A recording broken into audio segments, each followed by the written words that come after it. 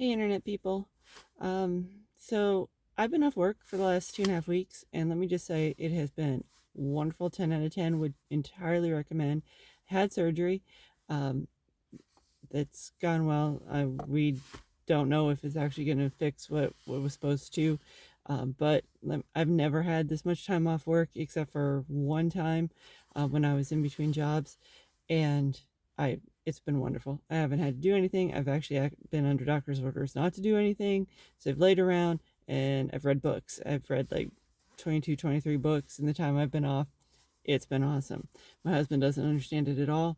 He's the kind of person that if he's not doing anything, he has to get out of the house. He keeps asking me if I want to leave. I told him, like, on day 2 of this, I'm like, I will leave the house when I have to go back to work.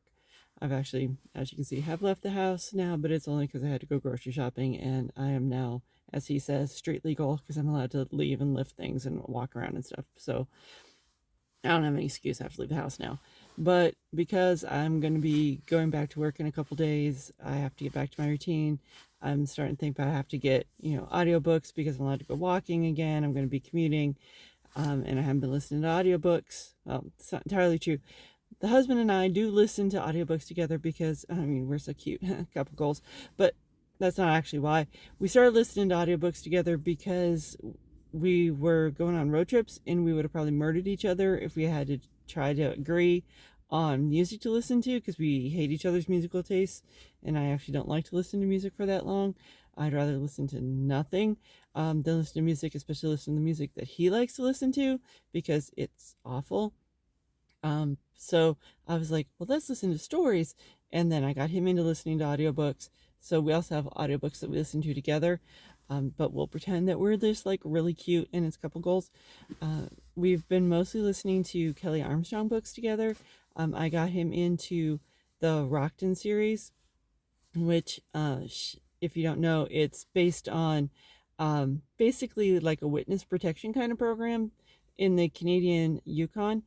And a woman who is a police detective is taken into this program, mostly because they need a police detective there. They've got some people who've been missing, they have some crimes there, and they have a small police force, but they actually need a trained police officer, so they take her in. And she goes into this really small community of people who have been taken into this witness protection type of program, and starts to investigate some of the crimes that are there. And of course, nothing is as it seems. And it's a very good series of books. It's, I think, 7 books, and then there's a spin-off series that has just been started. So we've listened to those, and then he got really obsessed with Kelly Armstrong, and she's written a whole lot of books and a whole lot of series. And we listened to her Rip in Time series. I was not the biggest fan of that. Um, it was okay, but it's time travel, and I get freaked out by time travel. I don't like it. I don't I don't like it. It makes me really really stressed out. When I originally started listening to those books, I ended up actually getting the first book and reading it, so it went a little faster because I can't stand the suspense of um, time travel books. It's too much for me. But ended up listening to the 3 books that are in that so far, and then he wanted more Kelly Armstrong books. So, in the middle of listening to the Rip and Time series, we went back and started with her Women of the Otherworld series, which I have loved back in the day. Bitten is the first book of that. It starts with the werewolves. I loved that series. I had listened to it all when it all came out. It seems a little bit dated now. I think Bitten came out in 2010, and it's it's still good. It's just I've read a whole lot of werewolf stuff since that time, and it just seems, like you've heard it all since then. And I guess that's sort of a problem of being like one of the early part of the wave of all these werewolf and paranormal romance kind of books, that it seems like it's been done now that you're listening to it again. I mean, there's nothing wrong with it. It's still good. It's just you've heard it all 1,000 times since then. If he probably wanted to listen to more of that series, I would listen to it again. It's just it wasn't as great as I remember it. So now we're listening to Cursed Luck, which is also a re-listen to for me. It is another Kelly Armstrong book. It is paranormal. It's a little bit hard to explain. It um, follows a woman who is a curse breaker. Again, not one of my favorites. I'm still pretty much love with her Rockton series is my favorite, which is totally not paranormal if you're not into paranormal kind of stuff. Um, but it's okay. It does get a little bit weird in the middle.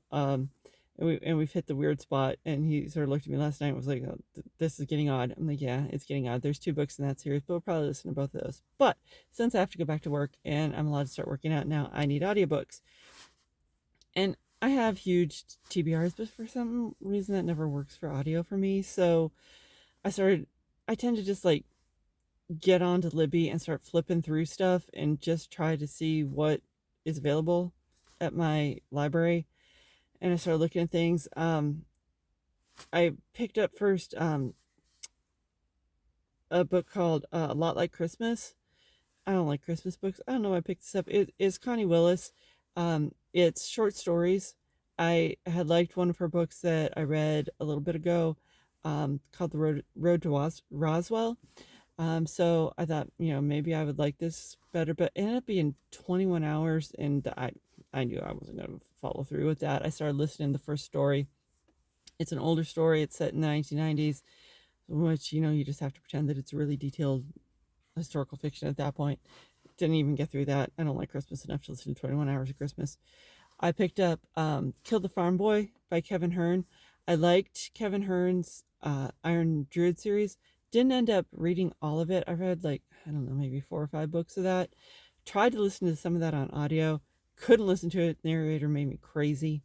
There is a talking dog in that book. Love the talking dog. Talking dogs are always good. But for some reason, the audio book narrator made this horrible choice to make him sound like really, like saliva-y. It was really gross. I couldn't listen to it. So I read those books. Didn't read all of them. I actually picked up a anthology that he had a story in a couple years ago, and when I had missed like 2 or 3 books, and the main character in that book had broken up with his girlfriend, moved to Australia, and lost an arm. So apparently I had missed a whole lot in those books. Okay, oh sorry, retroactive spoiler alert on that one. So I have a book in a series that I like, the Hollow series from Kim Harrison. Her newest book out is called Demon's Bluff.